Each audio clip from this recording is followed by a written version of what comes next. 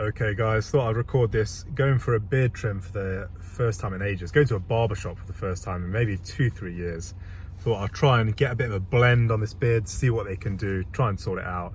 It's going to be a bit of a weird experience going to the barber shop again, but yeah, sort of looking forward to it because I've just been doing this beard myself for a long time now. So yeah, it'll be interesting to see what they do. I'm thinking like a bit of a fade, keeping it longer at the chin, and obviously, you know, tidying it all up underneath as well. So I'll show you the results afterwards.